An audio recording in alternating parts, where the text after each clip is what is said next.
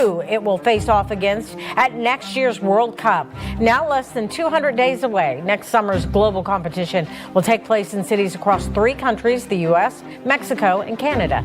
2026 FIFA World Cup kicks off in just a few hours in Washington, D.C. That is where each country will be separated into groups to determine who they will play in the first round of the tournament. Canada will be co-hosting the 2026 World Cup along with the U.S. and Mexico.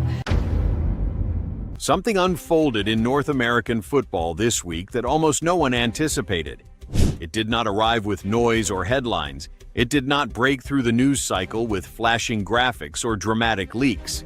It slipped in quietly and settled before anyone even realized something historic was happening. And when the realization finally came, when the outlines of the shift became impossible to ignore, it sent a tremor through the entire football world.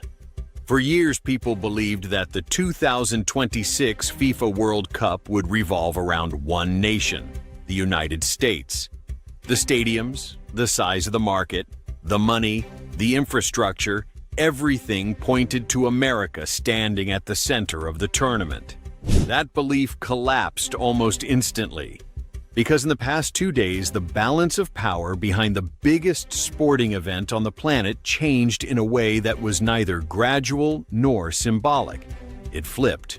Canada and Mexico, once treated as the supporting partners in a shared hosting agreement, moved unexpectedly into the spotlight. And the consequences of that shift are still spreading through every level of the sport. When FIFA confirmed the updated match allocations, the reaction was immediate. Global sports networks lit up with confusion.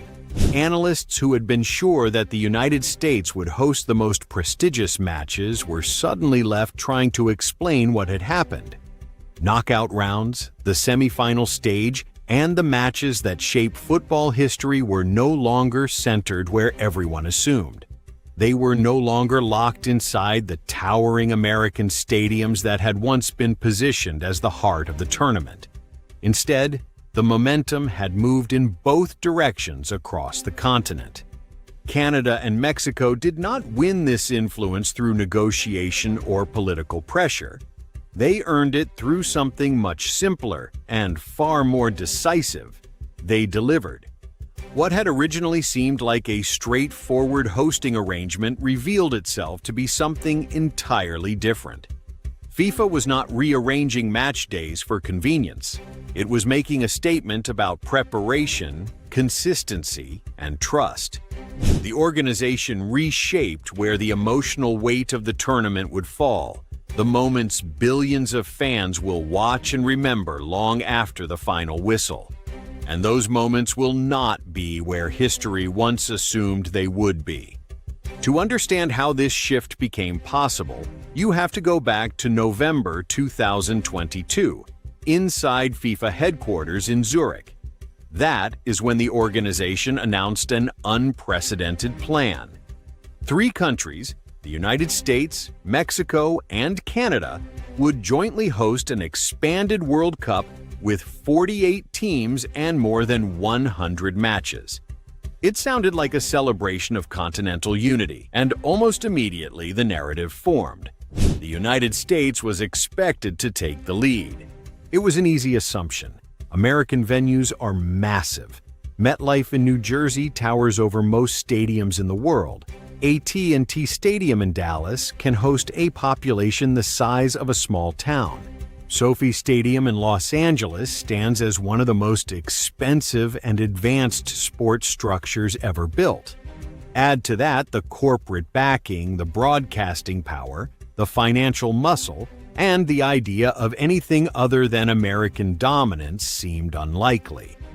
But as the months stretched from announcement to planning, subtle issues began surfacing, first as whispers, then as consistent entries in internal reports. Meanwhile, Canada and Mexico were telling an entirely different story through their actions. Toronto reached every milestone early.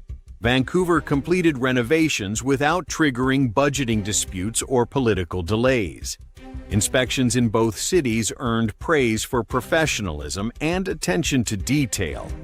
In Mexico, the picture was equally impressive. Estadio Azteca, a stadium woven deeply into football history, completed major upgrades that honored its legacy while meeting every modern requirement. Stadiums in Guadalajara and Monterrey followed with the same level of disciplined planning. Two tracks appeared, one filled with explanation and reassurance, the other filled with results. That contrast grew sharper until it hit a breaking point. On September 8, 2024, FIFA President Gianni Infantino reviewed a comprehensive set of updated hosting reports during a private meeting in Doha. The differences among the three nations were now obvious.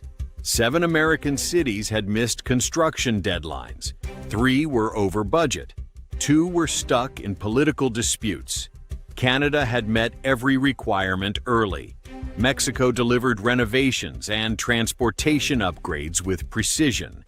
From that moment, the direction of the tournament began to change. Quietly at first, a quarterfinal expected for Dallas was reassigned to Mexico City.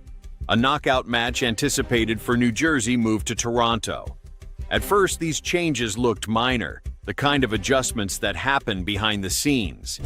But they continued, small but steady, until the pattern became undeniable. By late 2024, the shift was clear. In December, FIFA released the revised hosting allocation. The United States would now host 48 matches instead of 60. Canada would host 27, Mexico 29. The numbers alone told only part of the story. The more meaningful revelation came from which matches had moved. Canada and Mexico were awarded some of the most important fixtures in the entire tournament. One semifinal, a match watched by billions and remembered for generations, will take place in Toronto. Another is being prepared for Mexico. These games transform nations. They define the tournament. They turn players into legends. For the first time in modern football history, those defining moments will not unfold inside American stadiums. They will unfold across its borders. Understanding how Canada and Mexico reached this position requires looking at what both nations did differently. Canada approached the tournament with national coordination rarely seen in large sporting events. Federal and provincial governments aligned. Infrastructure was built or upgraded on schedule. Budgeting was straightforward. FIFA inspectors praised Canadian venues for clarity, organization, and readiness. The rapid growth of Canadian football culture added a level of energy and commitment that surprised officials. Mexico leaned on experience, tradition, and a deep national passion for the sport. Its stadiums deliver an atmosphere few nations can replicate. Renovations were completed with care and efficiency. Transportation systems expanded. Security planning was thorough. Every requirement was met early. The United States still remains a major host, but the power dynamic has shifted. The defining matches of the 2026 World Cup will take place in cities that many once considered secondary players. Children watching in living rooms around the world will see Canadian and Mexican stadiums during the tournament's biggest moments. Those images will become part of football history, and that shift says something important. Global leadership is not earned through reputation alone. It is earned through consistency, follow-through, and preparation.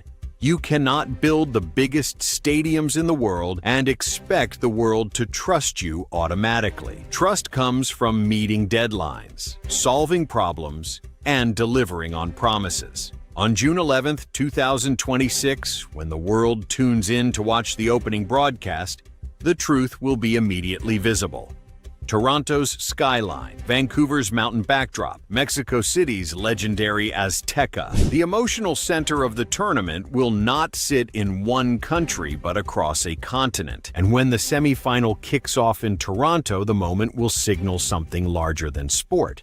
For Canada, it marks an arrival. For Mexico, it continues a legacy. For the United States, it becomes a reminder that leadership must be shown in the present, not declared from the past. As North America moves toward the largest World Cup ever staged, a new question rises across the football world. What happens when the countries long considered the supporting actors suddenly become the ones holding the stage? And how far can this shift truly reach?